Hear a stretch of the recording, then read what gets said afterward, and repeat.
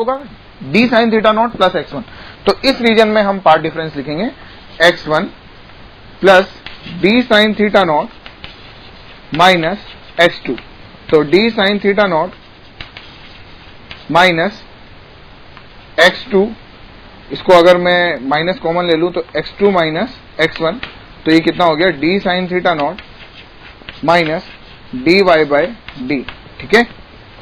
और अगर मैं इसके नीचे के रीजन के लिए बात करूं, इसके नीचे के रीजन के लिए बात करूं तो देखिए इसके नीचे का रीजन क्या होगा कि इसके नीचे के रीजन में यहां पर x1 बड़ा होगा और x2 छोटा होगा। अगर x1 बड़ा है और x2 छोटा है तो नीचे के रीजन के लिए पार्ट डिफरेंस लिखें तो क्या लिखेंगे d sin theta not plus x1 minus x2। तो d sin theta not plus x1 minus x2। और अब x1 माइनस x2 आएगा हमारे पॉजिटिव। क्यों? क्योंकि जैसे ही रे जैसे स्लिट बनी है यहां पर, अगर मैं यहां पर बात करूंगा इस पॉइंट पर, तो ये जो पार्ट डिफरेंस आएगा ये dy बाई डी के बराबर होगा और वो पॉजिटिव होगा। ठीक है। तो यहां पर आएगा अपने पास d sin theta not plus dy by D. ठीक है।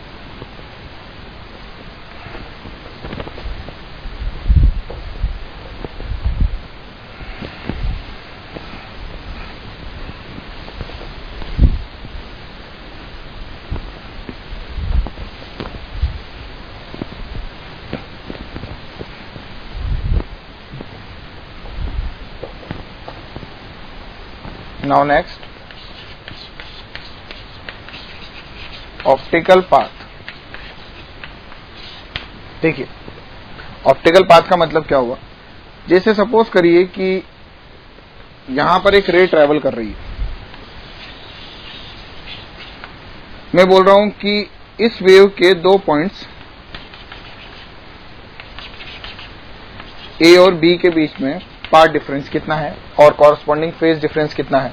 तो अगर ये विड्थ t मानी गई है तो मैं क्या लिखूंगा, delta phi is equal to 2 pi by lambda into t. ठीक है। लेकिन अगर इसी जगह मैंने यहां पर इसी रीजन में इस टी विड्थ में एक स्लैब रख दी, तो जो ये वेव जा रही है ये स्लैब में से क्रॉस करके फिर जाएगी। ठीक है। तो बेसिकली वापस अगेन इन दो पॉइंट्स के बीच में अगर मैं आपसे पूछूं कि फेज डिफरेंस कितना है, तो देखिए इसको मैंने ले लिया स्लैब, म्यू ऑफ स्लैब। ठीक है। तो बेसिकली यहां पर आएगा delta phi 2 pi upon lambda of slab into t. अगर मैं लैम्डा ऑफ स्लैब को लैम्डा ऑफ एयर जो यहां पर मैंने यूज किया है, लैम्डा ऑफ एयर, उसके कॉरस्पॉन्डिंग लिखना चाहूं तो देखिए क्या लिखूंगा कि n of air lambda of air is equal to n of slab lambda of slab. तो एन ऑफ एयर 1, तो lambda is equal to n of slab mu S lambda of slab. तो लैम्डा ऑफ स्लैब की value होगी lambda upon mu S, तो ये हो गया 2 pi upon lambda mu S into t. ठीक है, डेल्टा फाई। तो अगर मैं आपसे बोलूं क्या कि ये दोनों फेज डिफरेंस कब बराबर होंगे, जब एयर के टी को मैं किससे रिप्लेस कर दूं, इस टी को किससे रिप्लेस कर दूं, म्यू एस टी या म्यू टी से। ठीक है, म्यू ऑफ स्लैब से। तो बेसिकली यहां पर अपन एक कंक्लूजन निकालते हैं क्या कि अगर कोई रे टी चल रही है स्लैब में तो उसको इतना ही फेज डिफरेंस क्रिएट करने के लिए टी डिस्टेंस जो स्लैब में चली है उसको इतना ही फेज डिफरेंस क्रिएट करने के लिए एयर में म्यू टी चलना पड़ेगा। मींस अगर मैं बोल रहा हूं ए और बी के बीच में जो फेज डिफरेंस है वो इतना है डेल्टा फाई, तो यही डेल्टा फाई एयर में क्रिएट करने के लिए मेरे को टी नहीं, टी से ज्यादा कितना, म्यू टी चलना पड़ेगा। ठीक है। तो मैं ये बोल सकता हूं कि स्लैब में जो काम टी विड्थ में डेल्टा फाई आ रहा है, जो डेल्टा फाई टी विड्थ में आ रहा है, वही एयर में लेने के लिए डेल्टा फाई मुझे कितना चलना पड़ेगा, म्यू टी। ठीक है। तो बेसिकली हम ये बोलते हैं कि स्लैब में चले टी या एयर में चले mu T, same phase difference create होगा उस जगह। ठीक है।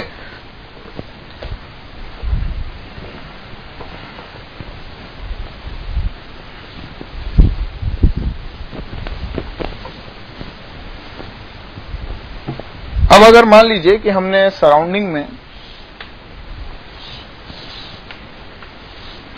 सराउंडिंग में हमने ये स्लैब और ये मीडियम, ठीक है। तो ऐसा करते हैं कि इसको मीडियम को ले लेते हैं 1 और स्लैब को ले लेते हैं μ2 और यहाँ पर वेवलेंथ ले लेते हैं λ1 और यहाँ पे वेवलेंथ ले लेते हैं λ2, ठीक है। तो अगेन यहाँ पर μ1 λ1 रे चल रही है वेव, ठीक है, सेम सेक्शन टी विड्थ का। तो यहाँ पर जो ए और बी के बीच में फेज डिफरेंस आएगा delta phi is equal to 2 pi upon λ1 into t, और यहाँ पे जो आएगा ए और बी के बीच में delta phi is equal to 2 pi upon λ2 into t. और λ2 को मैं इन टर्म ऑफ λ1 कैसे लिख सकता हूँ, देखिए μ1 λ1 इज इक्वल टू μ2 λ2, ठीक है। तो λ2 को लिख सकता हूँ मैं delta phi is equal to 2 pi upon λ2 is equal to μ1 λ1 into μ2 t, ठीक है।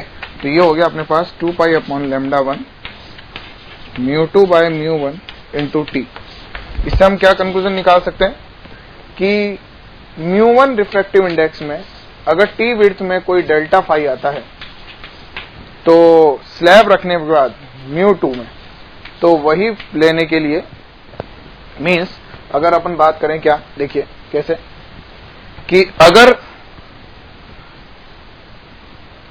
स्लैब रखने पर स्लैब कितने रिफ्रैक्टिव इंडेक्स की μ2 के टी विड्थ में जो डेल्टा फाई आता है वही μ1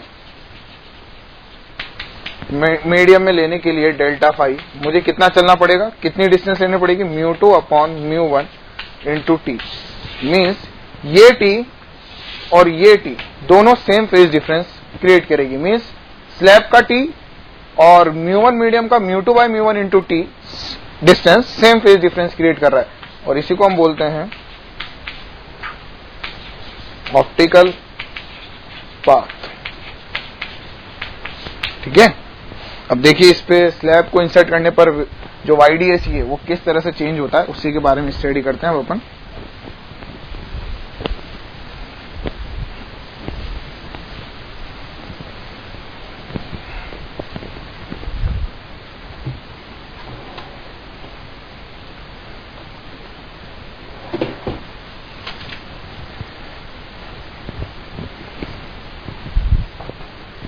देखिए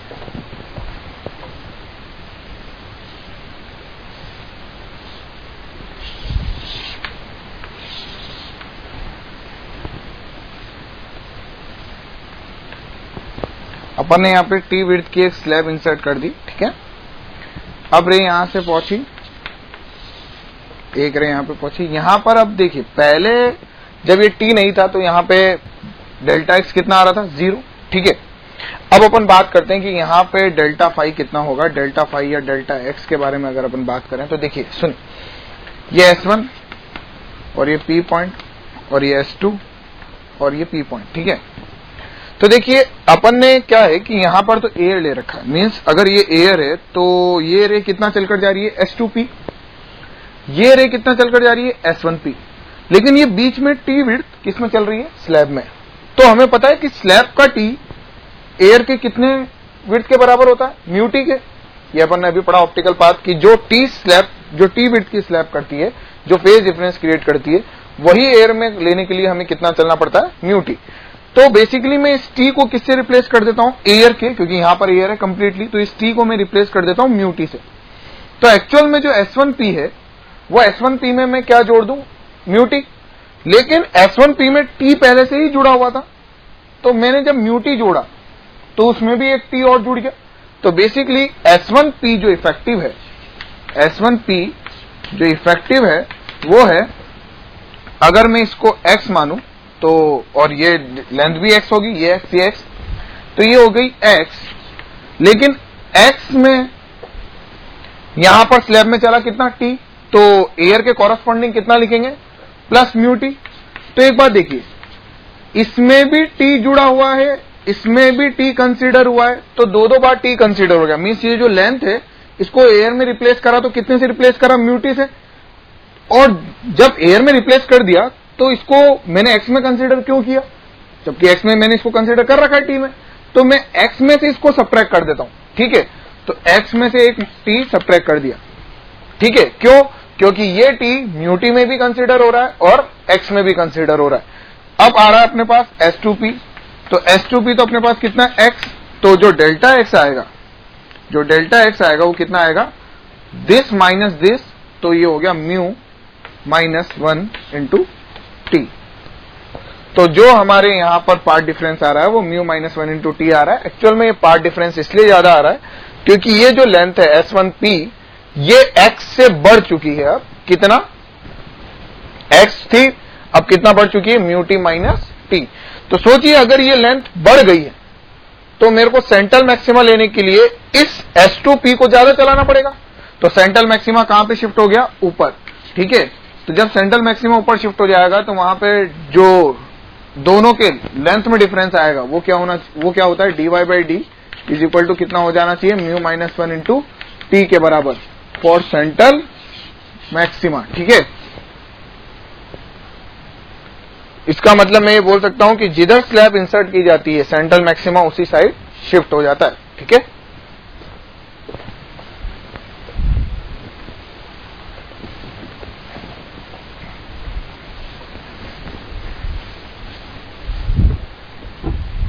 जैसे अभी अपन ने ऑब्लिक इंसिडेंस में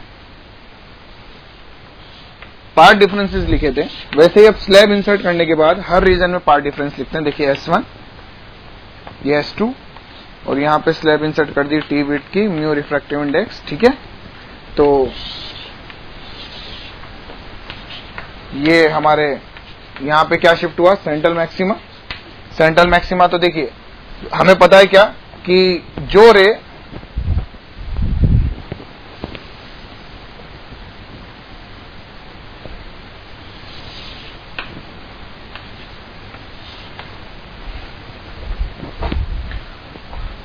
ये S2P, अब देखिए ये डिस्टेंस डाला तो ये कितना हुआ, d साइन थीटा, या यू बोले dy बाई डी, ठीक है। तो बेसिकली सेंट्रल मैक्सिमा जो ऊपर शिफ्ट हुआ, ये क्यों ऊपर शिफ्ट हुआ, क्योंकि हम जानते हैं कि यहां पर जो डेल्टा एक्स आया हमारे पास वो कितना आया, म्यू माइनस 1 इंटू टी, ठीक है। तो यहां पर इस पॉइंट पे जब रे पहुंच रही थी तो कौन ज्यादा ट्रेवल कर रहा था, S1 से आने वाली रे, तो हमें S2 को ज्यादा ट्रेवल कराना है। तो देखिए जब ऊपर शिफ्ट हुआ तो S2 ज्यादा ट्रेवल करके जा रहा है और S2 इतना ज्यादा चल जाए जितना ये क्रिएट कर रहा है। तो यहां पर dy बाई डी टी किसके बराबर हो गया, म्यू माइनस 1 इंटू टी के। अब देखिए इसका मतलब है कि जब मैं यहां से यहां गया तो मुझे सेंट्रल मैक्सिमा यहां पर मिला, सेंट्रल मैक्सिमा यहां पर मिला। इसका मतलब है कि इस रीजन में कौन ज्यादा पाथ लेंथ ट्रेवल कर रहा है, S1। सोचिए यहां पर S1 ज्यादा ट्रेवल कर रहा था, म्यू माइनस 1 इंटू टी ज्यादा ट्रेवल कर रहा है।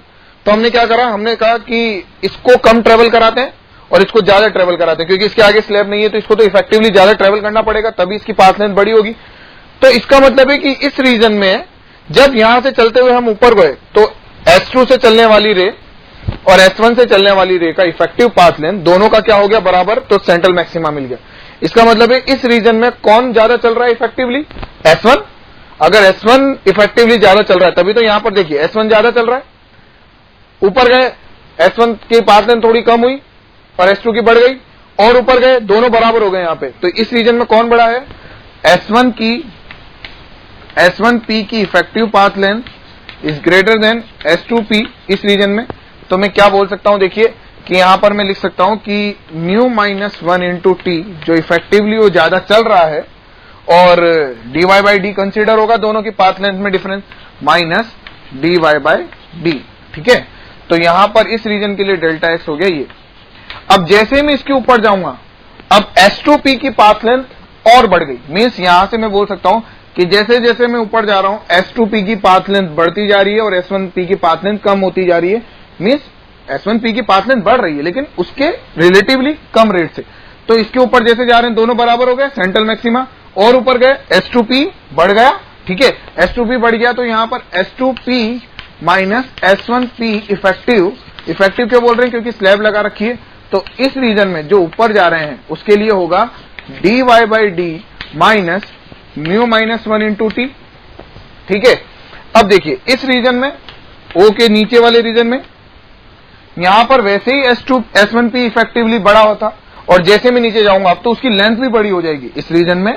जब यहां से रे पहुंचेगी, ये तो वैसे ही ज्यादा चल रहा था एयर में, और जैसे मैं नीचे जा रहा हूं तो ये लेंथ जो है वो और ज्यादा बढ़ गई, तो यहां पर तो पार्ट डिफरेंस और बढ़ता जाएगा। तो mu minus 1t plus dy by d is equal to delta x.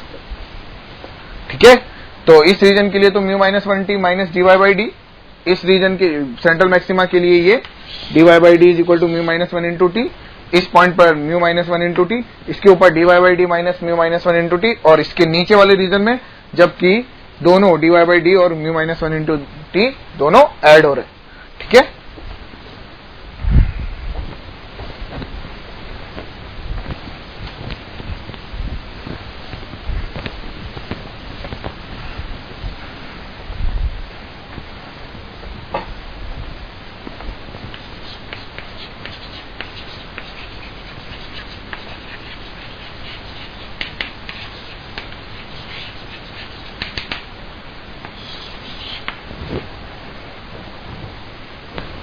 देखिए अब हमने कौन सी लाइट गिराई है YDAC के ऊपर। पहले हम सिंगल वेवलेंथ गिरा रहे थे, अब हम गिराते हैं व्हाइट लाइट। ठीक है, अगर व्हाइट लाइट हम गिरा रहे हैं तो बेसिकली व्हाइट लाइट में डिफरेंट वेवलेंथ होती है, विबग्योर से मिलकर बनी होती है। ठीक है, तो अगर मैं बात करूं क्या कि विबग्योर के बारे में,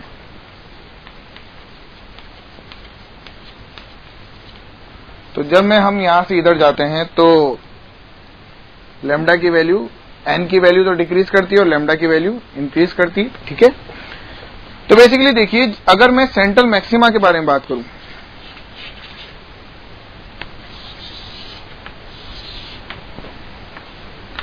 तो यहां पर सब जितनी भी वेवलेंथ होगी सबके लिए delta x 0, that means delta phi is equal to 0। तो यहां पर क्या मिलेगा मुझे, व्हाइट स्पॉट। क्यों?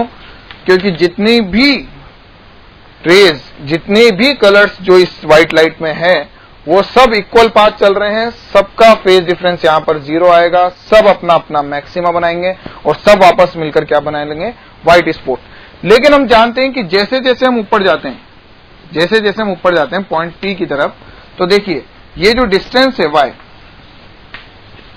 इस y के according dy by d is equal to delta x. तो अगर मैं मैक्सिमा के बारे में बात करूं तो देखिए for maxima dy by d is equal to n lambda, और अगर मैं फर्स्ट मैक्सिमा के बारे में बात करूं तो n की वैल्यू 1 ले लूं तो देखिए y कितना आ रहा है, d lambda by small d। तो y की वैल्यू यानी फर्स्ट मैक्सिमा किसका सबसे पहले आएगा, किसके लिए y की वैल्यू सबसे कम होगी, जिसका लैम्डा सबसे कम होगा। लैम्डा किसका कम होगा, जिसका लैम्डा किसका कम है, वॉयलेट का। तो इसका मतलब है कि मुझे सबसे पहले जो मैक्सिमा मिलेगा वो किसका मिलेगा, वॉयलेट का। सिमिलरली अगर मैं मिनिमा के लिए बात करूं तो मिनिमा के लिए कितना हो गया, dy by d is equal to 2n plus 1 lambda by 2, और अगर मैं n की वैल्यू को मैं 0 ले लूं तो फर्स्ट के लिए लैम्डा बाई 2 हो गया। तो ये कितना हो गया अपने पास, लैम्डा बाई 2। और लैम्डा बाई 2 के लिए अगर मैं बात करूं तो देखिए कितना, y की वैल्यू कितनी आ रही है, d lambda by 2d। That means minima भी उसी का पहले आएगा जिसके लिए लैम्डा की वैल्यू सबसे कम। तो मैं ये बोल सकता हूं कि वॉयलेट कलर का मिनिमा एंड मैक्सिमा दोनों ही, minima and maxima both have minimum y की वैल्यू क्या है दोनों के लिए, मिनिमम। इसका मतलब मैं ये बोल सकता हूं कि वॉयलेट के जो इंटेंसिटी है उसके घटने की रेट, मतलब उसकी इंटेंसिटी के जो चेंज होने की रेट है वो सबसे ज्यादा है, और सबसे कम रेट किसकी होगी, रेड की, क्योंकि लैम्डा सबसे ज्यादा रेड का, उसका मिनिमा भी लेट बनेगा और मैक्सिमा भी लेट है। तो हमें जो नियर बाय रीजन है, जो यहां का रीजन है सेंट्रल मैक्सिमा के पास का, सेंट्रल मैक्सिमा के पास का जो रीजन है, तो देखिए इसमें सबसे कम रेट किसकी है घटने की, रेड कलर की, बिकम्स रेडिश। क्यों? क्योंकि रेड कलर के इंटेंसिटी के घटने की रेट क्या है, सबसे कम, उसका मिनिमा भी सबसे दूर आएगा तो उसकी रेट जो है घटने की वो कम है, और जबकि वॉयलेट का अगर मैक्सिमा बन रहा है तो सबसे पहले मिनिमा भी किसका होगा, वॉयलेट का, वो तेजी से उसका मैक्सिमा भी सबसे पहले और मिनिमा भी सबसे पहले, तो हम क्या बोलते हैं कि उसकी इंटेंसिटी के चेंज होने की रेट क्या है, सबसे ज्यादा। ठीक है, तो ये हुआ YDAC एंड व्हाइट लाइट।